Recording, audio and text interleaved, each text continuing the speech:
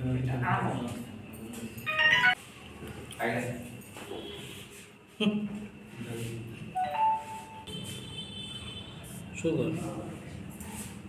ত্রিপুরার রাজধানী আগরতলায় আসছেন।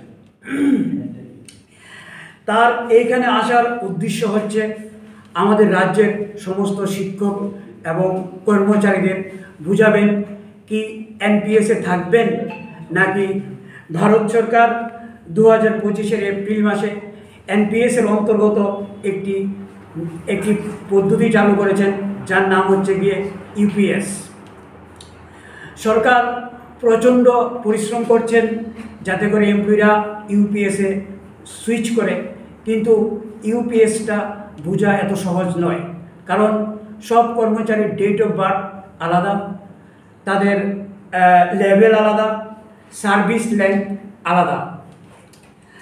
এই কারণে এই সমস্ত কর্মচারীরা যারা এনপিএসে থাকবে নাকি ইউপিএসে শিফট করবে এই ব্যাপার নিয়ে তিনি আগামী 21শে সেপ্টেম্বর সকাল 9টায় আমাদের আগরতলাস্থিত শিশু বিহার স্কুলে উপস্থিত হচ্ছেন। ওখানে একটি কনভেনশনের আয়োজন করা হয়েছে। ওই কনভেনশনে তিনি বুঝাবেন সমস্ত কর্মচারী এবং শিক্ষকদের যে এনপিএসে থাকা ভালো নাকি ইউপিএসে থাকা ভালো, অর্থাৎ কার জন্য কোন স্কিমটা দরকার।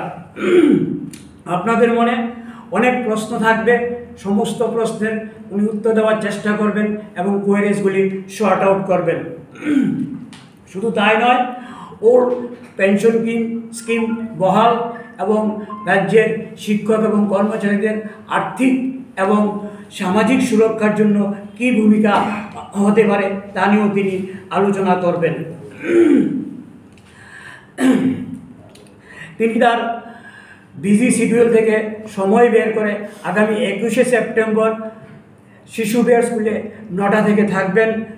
আপনারা যে কোনোভাবেও ওই কনভেনশনে উপস্থিত থাকবেন, কারণ ওই কনভেনশনটি আপনাকে আপনার জন্য আপনার ভাবনাকে বদলিয়ে দেবে। আমি শ্রী অমিত কুমার রায়, আমার সম্পূর্ণ ভরসা আছে আমি এবং ডক্টর মনজিৎ সিং প্যাটেল মিলে আপনাদের যতগুলি প্রশ্ন থাকবে তার উত্তর দেওয়ার চেষ্টা করব। আমাদের পরিবার, আমাদের সমাজ, আমাদের সময় সব নিয়ে চিন্তা থাকা দরকার। এইসব প্রশ্নেরও উত্তর দেওয়ার চেষ্টা করবেন ডক্টর মনজিৎ সিং প্যাটেল। তার সাথে আমি আরও একটু সংযোজন করছি। 2025-এর 16 জানুয়ারিতে আমাদের কেন্দ্রীয় রেলমন্ত্রী মাননীয় অশ্বিনী বৈষ্ণব আমাদের 8ম পে কমিশনের কথা ঘোষণা করেছেন, কিন্তু আজ অবধি পে কমিশনের আধিকারিকদের নাম সামনে আসেনি। যতক্ষণ অবধি না পে কমিশনের আধিকারিকদের নাম সামনে না আসবে ততক্ষণ অবধি রাজ্যের কোনো কর্মচারীর পক্ষে পে কমিশনের সুবিধা পাওয়া অসম্ভব।